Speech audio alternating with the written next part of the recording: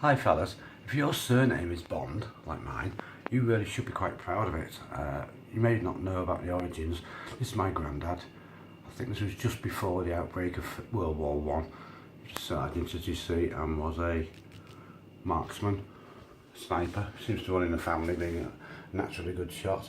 This was him. I think this was him just after World War One, when he owned a pub. This pub in Manchester, Barton Arms. Yeah, you should be really quite proud of this name because it's linked to, it goes back to the 5th or 6th century, and this name was only ever given if someone had died for the king. So obviously this man, probably in his 20s or 30s, would inevitably probably have 2 or 3 children. In these times, they had very big families, no contraception, Catholic, what have you, and the king, being concerned about his offspring and his widow, would award this name to whoever this man was. They would award this name, Bond. You are now a bond. This was a bond of reward, a bond of trust with the King of England or the local landlord, whoever he fought for. You can imagine for some serf, this landless peasant who was probably just worked on the fields for 12 hours a day or something, this was a big increase in status because this widow probably, or his relatives, were now linked directly to the king, to service for the king, who sacrificed for his country and his land. So from being a serf, they would now become like a small landowner, a smallholder, because with this name they'd give them like 2 acres of land and probably a small house to begin. So then this woman and her relatives, or her brothers, could then become farmers. And this was at a time when the king owned everything. English people at this time, or Scottish people, were not even allowed to go into the woods to get a rabbit to feed the family. This would be severely punished by chopping fingers off and chopping hands off. So it shows how severe it was at the time. But so this widow then, would be able to start growing food, sell food, hire labour. No doubt, probably, if she got over her loss, would be able to find a good man to help her run the farm and help her look after her offspring and possibly move forward, with more children, knowing that their whole family had been blessed by the king, basically, for his sacrifice, his personal sacrifice.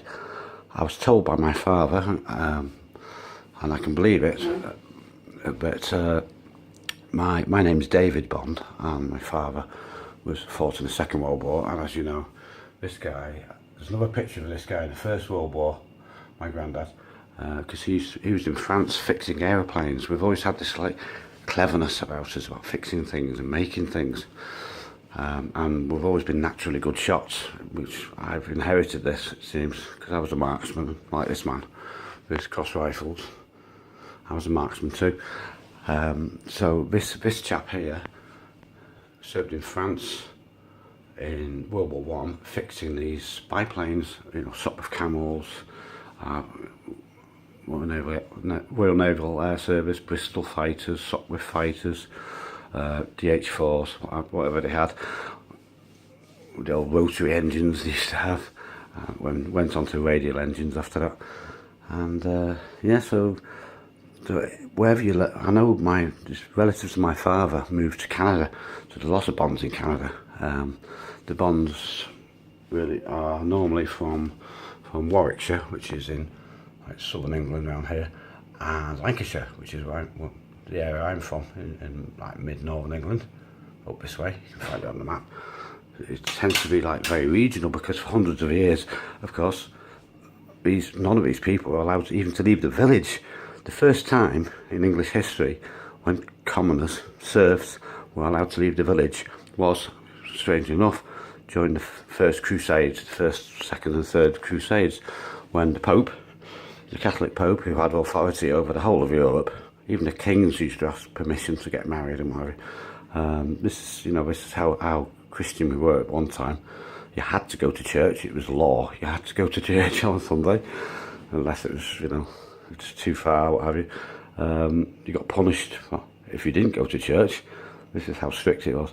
But the first time English people were first allowed to leave their villages was when the Pope Urban II from Rome, the Rome centre of the Roman Catholic world, he actually issued a decree that we should fight the invading savage Islamic armies from here, who had took the whole Middle East and they were pushing north. All these lands were Christian for 500-600 years, you know, Syria, Iraq, northern Saudi Arabia, Egypt, Libya, you know, all the way to Tunisia, all the way across here.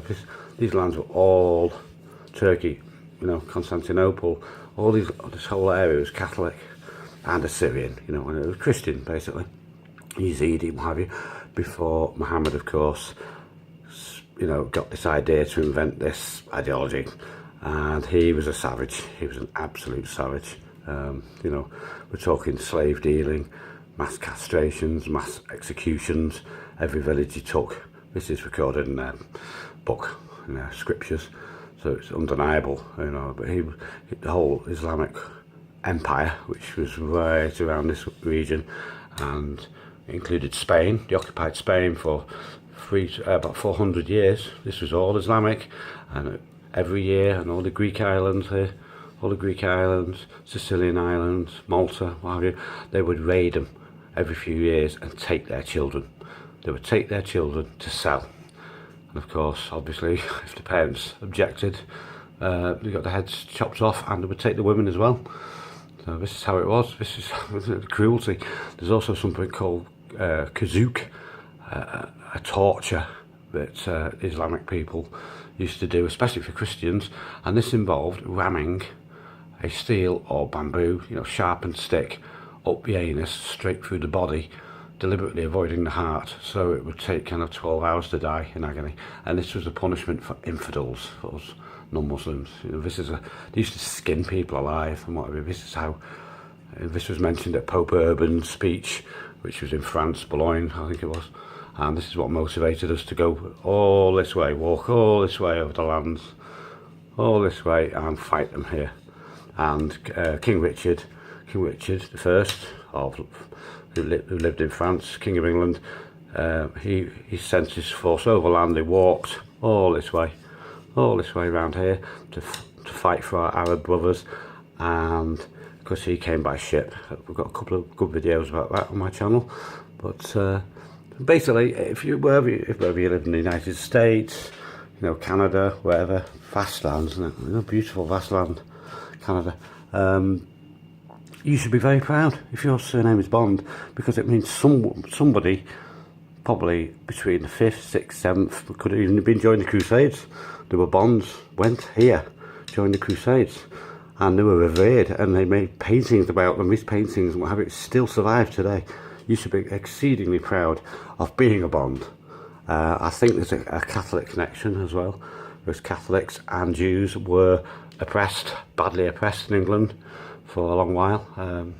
Even cases of Catholic priests being hung, drawn and quartered, you know, being like slowly tortured to death through failing to renounce their faith. You know, this is brutal times, as we know.